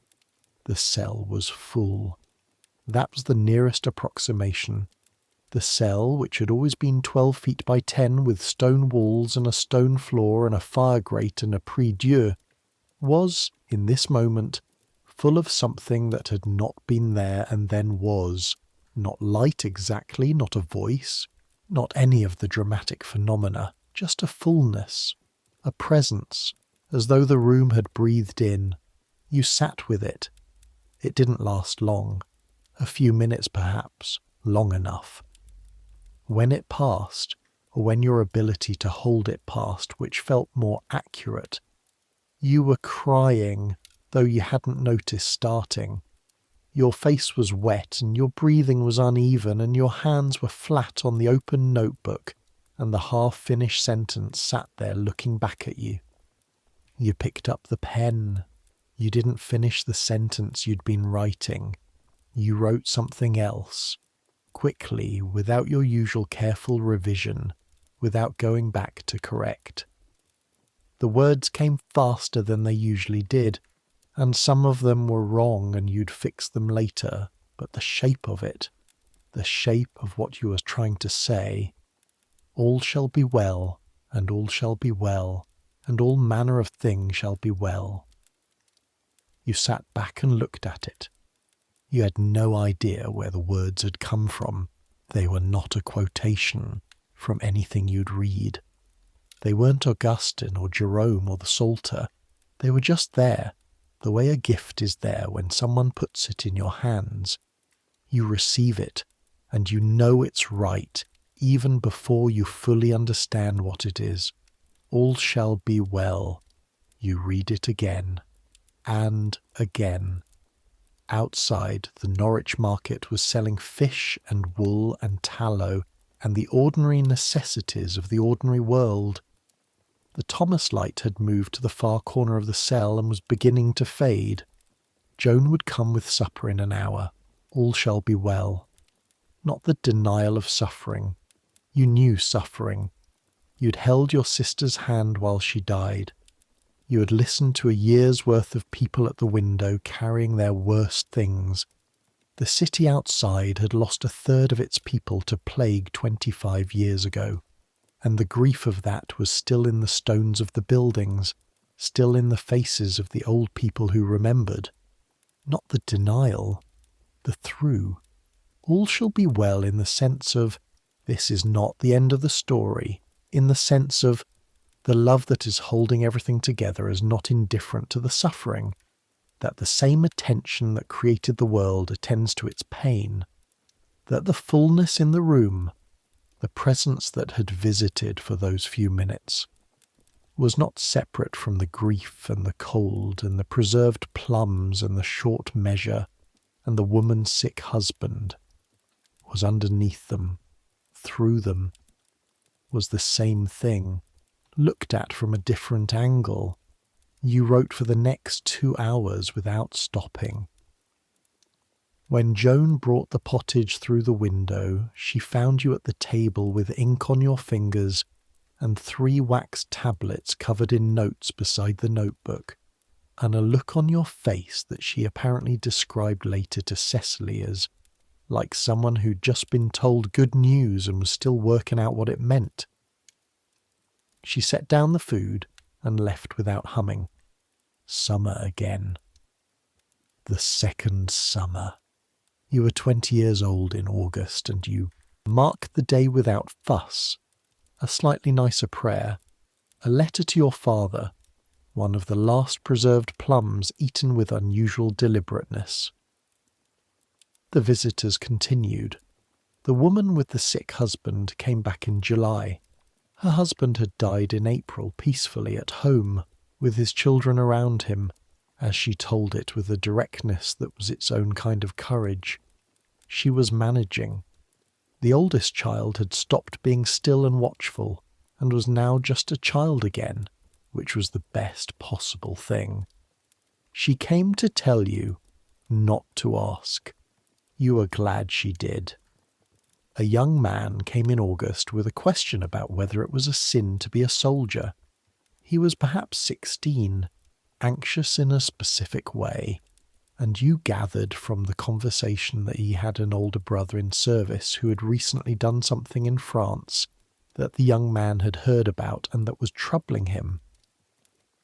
You talked for a long time about intention and action and the difference between what a person was ordered to do and what they chose, and it was a harder conversation than most because you were not sure you had adequate answers, and you told him so, which seemed to help. A woman came in September who wanted you to pray for a specific outcome in a legal dispute over a piece of land. You prayed with her, but declined to specify the outcome, which she did not appreciate, and she left with a sharpness about her that you accepted as fair. You were beginning to understand that you could not be all things to all people who came to the window. Some of them would leave satisfied, some of them would leave comforted, some of them would leave intact but not resolved, some of them would leave annoyed. The ones you most wanted to reach were the ones who came back. October, the second year. The fever came to Norwich, not plague. That qualifier again, always first, always necessary, not plague, but a fever, a specific kind that came in autumn and moved through the households of the poorer streets with a speed and a consequence that was more than the usual seasonal illness. You knew about it through the window, first in the altered quality of the street, fewer people passing, the market thinner one week, then thinner the next. Then through the visitors who began to mention it, then through Cecily who came back from the market one morning with the coal and the information, delivered with her characteristic compression, that St. Edward Street and 2 neighbouring lanes were badly affected, and that the physician who served the parish had said privately that it would get worse before better. Then through Joan, who got sick. Joan's humming stopped on a Tuesday, and on Wednesday Cecily appeared at the servants' window without Joan, and said, with no alteration in her expression whatsoever, that Joan had a fever and was in bed in the outer room and was not going to die. She was confident of this, but was also not going to be carrying pottage for several days. You felt this in a physical way that surprised you. Joan was not. You did not know Joan the way you knew Dame Margaret, the way you knew your father.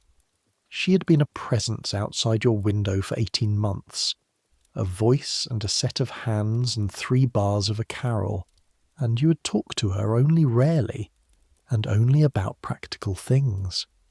And yet... "Can I do anything?" you said, which was a fairly absurd question from inside a sealed cell. Cecily looked at you with an expression that was not unkind, but was comprehensively practical. "Pray," she said. "That's what you're here for." She was right. That was exactly what you were here for. You prayed for Joan with a concentration and a specificity that you brought to very few things. Not the formal words, not the liturgy. The liturgy was for the office, for the structure of the day. This was direct, personal, the kind of prayer that felt less like speaking into silence and more like speaking to someone who was already in the room. All shall be well, you thought and meant it as more than words. Joan was better within 4 days. She came back to the window on a Saturday morning, thinner and slightly grey complexioned and still not humming, and she passed through the pottage bowl and said, with a hoarseness that was probably the tale of the illness, "They say you prayed for me." "I did." "Did it work?" "You're upright and delivering soup," you said. "Draw your own conclusions." She was quiet for a moment. "Thank you," she said. And then, faintly, 3 bars of the carol, the notebook. You had filled 3 of them by the time the second autumn was ending. 3 of Cecily's obtained from the stationer notebooks, the pages dense with your careful hand, the margins full of revisions and additions and the occasional side notation that was really an argument with yourself about whether what you'd just written was accurate. You were writing a book. You had not decided to write a book. You had decided to write in the way that someone decides to breathe, not quite a decision, more an acknowledgement that this was what was happening and it was going to keep happening. The book had arrived through the writing the way a path arrives through walking. You kept going and eventually there was a path. It was about love. Specifically, it was about what you'd come to call showings, the word you used for the moments of vision or revelation or altered understanding, whatever category they belonged to, that had visited you in the cell. The May afternoon was the most significant, but not the only one. There had been 12 now, counted, each one different in quality and duration, each one leaving something in its wake that you tried to describe before it faded. The descriptions were the hardest part. Language was built for the communicable, for the things that could be pointed at, named, handed from one person to another. What you were trying to describe was by definition past that, was the thing behind the words, the thing the words were about rather than the thing itself. Writing about it was like trying to describe the colour blue to someone who had only ever seen the word. But you kept trying, because the other option, saying nothing, keeping it, letting it be only yours, an internal experience that disappeared when you died, seemed like waste, seemed like burying the talent in the parable's language. You'd been given this. You had been in the right place, the sealed room, the disciplined life, the daily orientation toward the source, when these things happened. That felt like responsibility, not just gift. You wrote it for the people at the window, for the woman with the sick husband, for the man with the short measure, for the young man worried about his soldier brother, for everyone who would come after them, who you would never meet, who would need to know that the love was real, and that the love was not indifferent to suffering, and that the keeping was possible. You wrote it for Maud, who had died at 20 and been cheated of the chance to discover what her own mind was capable of. You wrote it for the women who would come after you, who might need to see that a woman had written this, had thought this, had claimed the same authority over her own interior life that the church fathers claimed over theirs. You wrote it in English, not Latin, English, the language of the people at the window, the language of the market and the tavern and the street, the language of Norwich. Because Latin was the language of the learned, and what you were writing needed to be findable by anyone who could read, not just by priests and scholars. This was not technically within the expected parameters of an anchoress's activities. You wrote it anyway. Winter, the 2nd. The cold did not run short this time. The cold came, the same deep stone cold, and you met it with the knowledge from the year before. Shoes before bed, fire banked before vespers, the extra wool stockings, kept beside the prie-dieu so you could put them on while still kneeling. The cold was still the cold, but it was familiar now. It had a specific texture that you knew. Outside, the second winter was harder than the first for the city. The fever that had come in autumn had not fully gone. It was still moving through the poorer quarters, slower now but present, and there were people in the lanes around St. Edward's who were in a sustained difficulty that went beyond illness into the grinding kind of hard that came from having too little of everything over too long a time. More people came to the window, more specifically women whose husbands were dead or ill or absent, women managing alone with children and insufficient resources and a cold winter, and the ordinary indignities of being a woman alone in 1373, which were substantial. You talked to them, you prayed with them, you wrote letters on their behalf. This was something that had become, by the second winter, a small but real part of your function. Not everyone who came to your window could read or write. Some of them needed letters to husbands away on business, or to family in other towns, or to the parish authorities about a specific grievance. You wrote clearly and carefully, and without flourish. And Cecily, who could apparently read tolerably well, checked them before they went, for spelling, and for whether you'd understood the situation correctly. You had not anticipated becoming a secretary, but need is specific, and the need was there, and you could do it, so you did. Dame Margaret, you knew, had done the same, had probably done it for 30 years, had never mentioned it, had probably not thought of it as unusual, had just absorbed it into the ordinary practice of being useful in the ways you could be useful from where you were. This was the thing that people outside the window often couldn't see, that the cell was not a retreat from the world. It was a different kind of engagement with it. You were more available to the people of Norwich from inside this room than you would have been running a household or raising children or serving as someone's wife. You were always here. You were never called away. You were never tired from the domestic labour that consumed the hours of every woman you knew outside.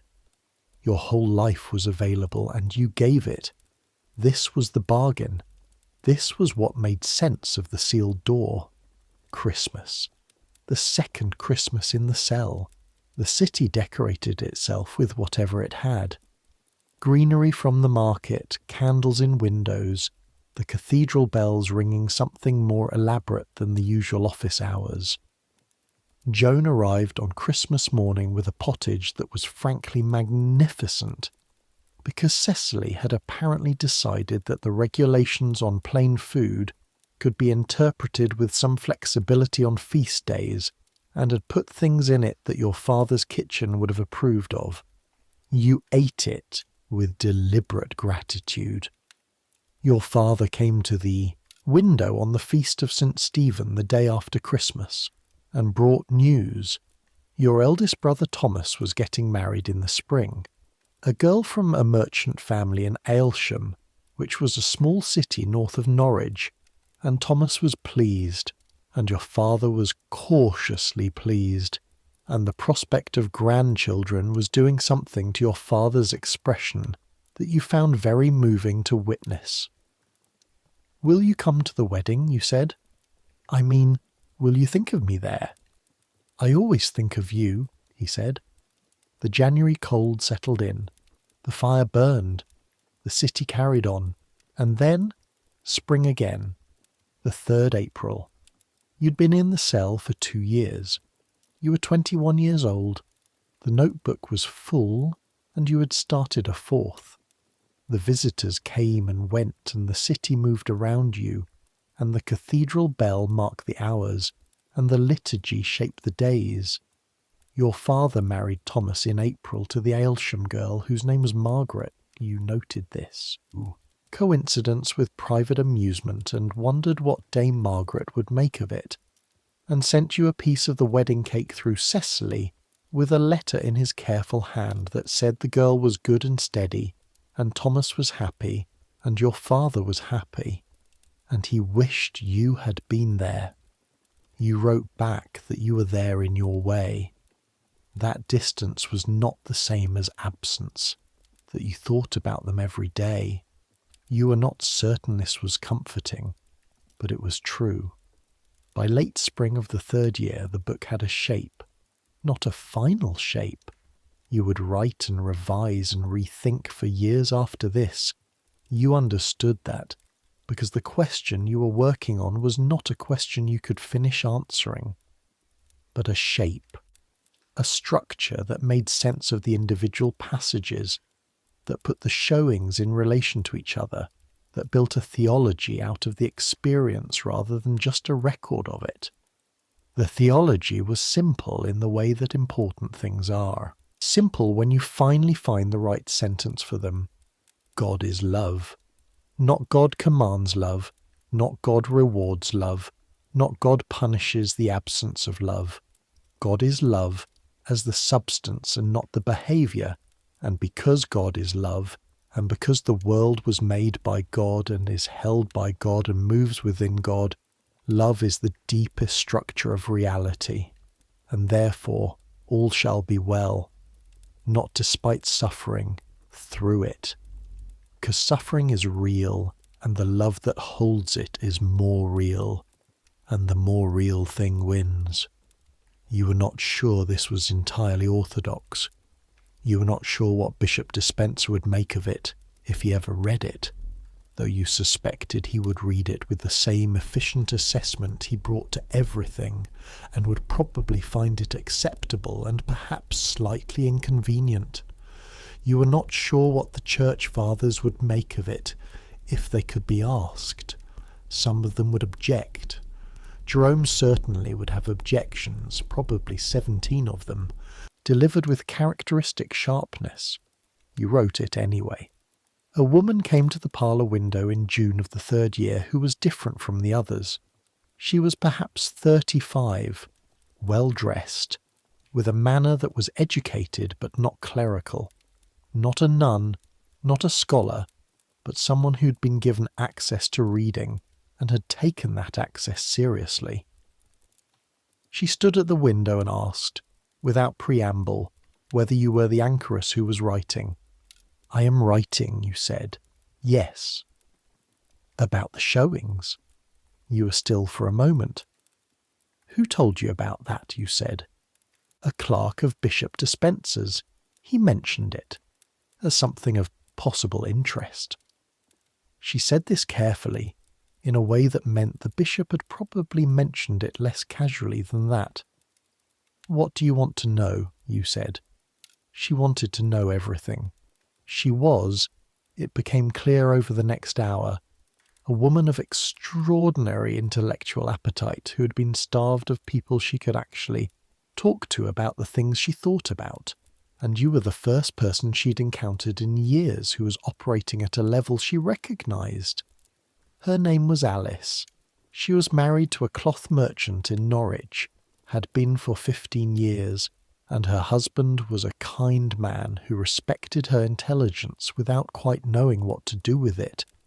And her children were grown now, and she had been attending lectures at the cathedral school that were technically not open to women, but to which the Chancellor turned a blind eye because she came with donations. You talked for 3 hours about Augustine's theory of illumination and whether it was compatible with the kind of direct experience you'd been writing about the nature of will and whether what you described as showings was active or passive, chosen or given. About Julian of Mount Cornelion and Hildegard of Bingen, women who had written theology from enclosed lives before you, whose work you had read and were in conversation with, about whether what you were writing was safe. Define safe, you said, for you, personally. She looked at you from the window with the direct expression that was her default mode. A woman writing theology in her own name is always one bishop's bad day away from being a problem. I know, you said. Bishop Dispenser is not unsympathetic to you. You know this. He approved your enclosure. His clerk spoke of your work with something adjacent to respect. but he's also the man who led armed troops against the peasants' revolt and considers himself the primary authority on what is and isn't acceptable in his diocese. I know. What happens when your writing circulates? When people who are not his clerk have read it? I don't know, you said. Have you thought about it? I've thought about it. A pause. And, she said. And I'll write it anyway, you said. Hildegard wrote anyway. Marjorie of Kemper is apparently currently walking to Jerusalem and writing about it anyway. If we wait for the conditions to be safe, nothing gets written. Alice looked at you for a moment. You're going to be read, she said, for a long time. I want you to know that I believe that. You didn't know what to say. Come back, you said. Come back next week. I want to talk about Augustine. She came back next week. She came back every month for the next 3 years. Evening. The particular quality of evening in the cell which you had come to know through every season. In winter the dark came early, the street window going from grey to deep grey to black before you finished the afternoon offices, and the cell contracted around the single candle in a way that was intimate rather than oppressive. The fire made its small sounds. The city outside pulled inward, tavern noise and the occasional voice, then less, then the night quiet.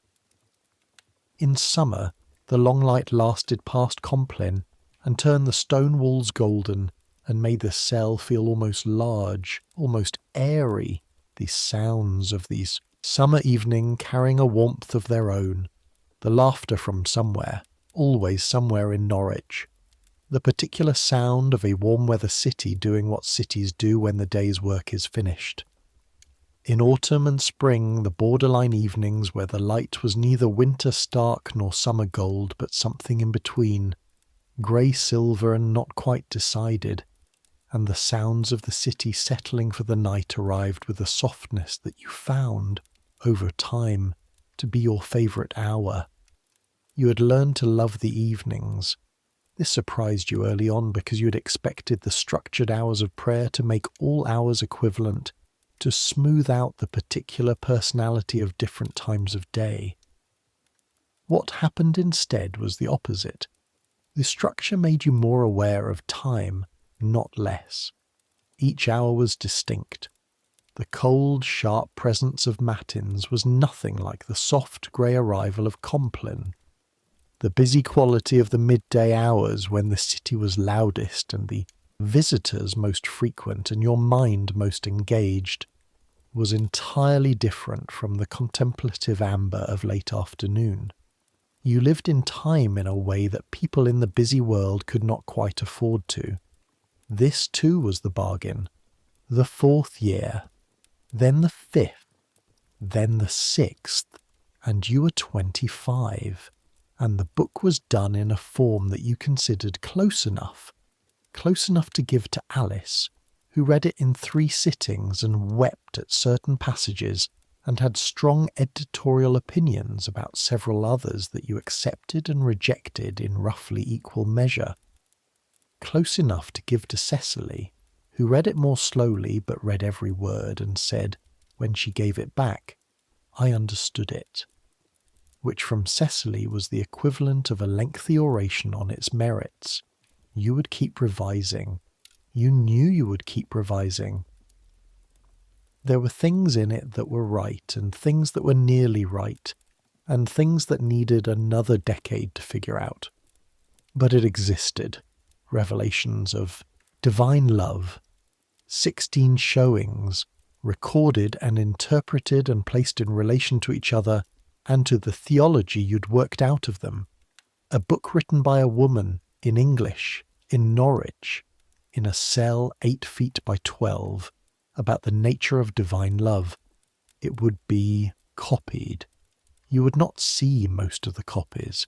They would travel in ways you couldn't trace or control, through hands and houses and libraries, in the way that things travel when they contain something that people need.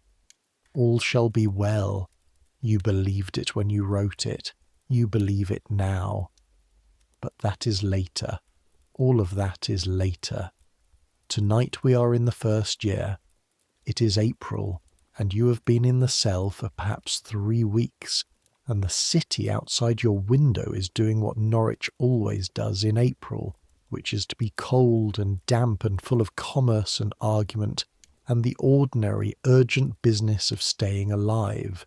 The fire is banked, Cecily's method correctly executed. The candle on the table is burning low. The single flame makes the room breathe, light and shadow alternating with each small movement of air. Your prayers are done. The last office said, the last Latin word placed in its position in the structure of the day, the structure that will hold you tomorrow and the day after and the year after and the years after that. Your knees ache pleasantly from kneeling. Your back carries the small complaining reminder that kneeling and sitting at a writing table are not, whatever the soul might prefer, without physical consequence. Your fingers are slightly ink-stained at the right hand and cold at all their tips. You are tired in the specific good way of a day fully used. You lie down on the straw bed and pull the blanket up, the rough fabric of the habit against your skin, the straw shifting and settling under your weight. The candle is still burning. You watch it from where you lie. The Norwich evening sounds come to you through the stone, the city in its last waking hours, the tavern voices, and the distant bell and the horse on the cobblestones going somewhere with purpose. The market long since closed. The cathedral's great bell somewhere in the dark marking the hour with that bone-deep resonance that you have heard your whole life, and which you have decided is one of the sounds that heaven, if it has a soundscape, would borrow. You think about the woman who came to the window today. You think about the letter you need to write tomorrow for the tinsmith's wife on Fishergate, whose husband is demanding money from her brother. You think about Augustine and the passage you were reading this afternoon, and the sentence that you've been turning over since midday that isn't quite right yet, but is getting there. You think about your father. You think about Maud, and you think, all shall be well, and all shall be well. Not as consolation, as the truest thing you know. The candle gutters, the room deepens. Outside, the city is breathing down into sleep, and you with it. There is a question, somewhere in the back of your mind as you lie here, that you've been living with for 3 years, and that you expect to live with for the rest of your life. The question is not, was this the right choice? You have made your peace with that. The cell is 12 feet by 10, and it is the largest space you have ever inhabited. And if that sounds like a paradox, it is. And the paradox is the point. The question is something harder than that. The question is, does it matter? Not the life. You know the life matters.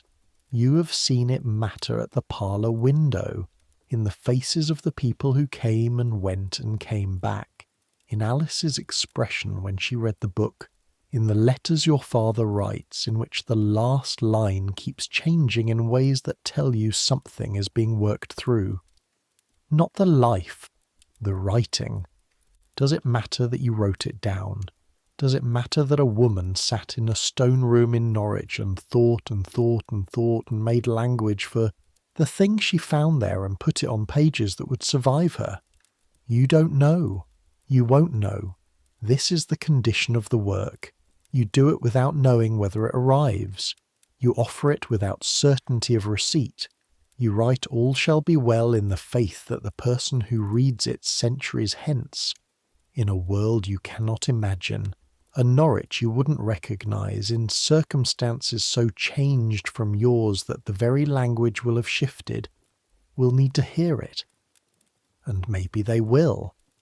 Maybe someone, somewhere, some future person lying in whatever their equivalent of a narrow bed in a cold room is, tired at the end of their particular version of the day, will find those words and feel for a moment, the thing behind the words, the love that was in the room with you, the presence that filled the space, the fullness that the cell was full of. The candle dies, just a small extinction. The flame holds for a moment considering, and then it's gone, and the dark is complete in the way that cells and nights and early mornings are dark. A dark with texture. A dark that your eyes will not quite adjust to because there is not enough light in it for adjusting. The city outside is very quiet now. The bells have stopped for the night. Even Norwich, which is never fully silent, has reduced itself to its breathing. The smallest sounds, the farthest ones, the dog again somewhere, always a dog, always awake while everyone else is sleeping, keeping watch for reasons only it understands. You close your eyes. The blanket, the straw, the cold coming down through the air as the fire settles. Tomorrow will be matins before dawn, the long night office, your breath in the cold, the Latin words that hold the dark hours in their shape. Then the grey light and prime and breakfast and the morning visitors and the squint opening for mass. Then the long midday of reading and writing, the notebook open, the pen in the inky hand, the work. Then evening, then this, the same as yesterday, the same as all the days in both directions, the days behind and the days ahead, the cell constant while the seasons turn around it, the city moving and the river moving and the bells marking and the visitors coming and going and the pages filling. This is the life. This is the life you chose. You chose it. And somewhere in the choosing something was returned to you that the world outside had never quite been able to give. The quiet, the room, the time to find the thing you were looking for. The thing you found. The thing that is still there when you look for it. All shall be well. You are warm enough, fed enough, safe enough. Your mind is full enough, and your body is tired enough, and your prayers are done, and the book is being written, and the people at the window are being heard, and the fire is banked correctly, and your father has the rosary, and your sister is remembered, and your hands, Thomas and John, are resting now. That is enough. That is everything. Let the city breathe around you. Let the stone hold you the way it has held the people who stood in this place before you and will hold the people who come after. Let the dark be simply dark, not frightening, not empty, just the colour of the hours between one day and the next. Let the sounds fade, the dog, the distant bell that rings one final time and then is gone, the cart somewhere, on its way to somewhere it needs to be by morning. All of it fading, all of it becoming part of the background of things rather than things themselves. You are here, you're real. Your name is Agnes, and you lived in a wall in Norwich, and you wrote something true about love, and centuries will pass, and the wall will come down, and the church will change, and the city will change, and the language will change, and someone in whatever the future looks like will read the words and feel the thing behind the words. The same thing that is here now, in this room, on this night. Let that be. Enough. It is enough. Let sleep take you the way it takes everyone at the end of a long day, not as defeat, not as forgetting, but as rest. Proper rest. The rest of a person who has done the work that was theirs to do. You have done the work. The candle is out, the fire is low, the city is almost sleeping, and you, Agnes Thurston, anchoress of St. Edward's, Norwich, writer of things that will be read when you are long past reading, you are almost sleeping too. The stone breathes, the dark holds, the love is real. All shall be well, all shall be well, and all manner of things shall be well. Good night.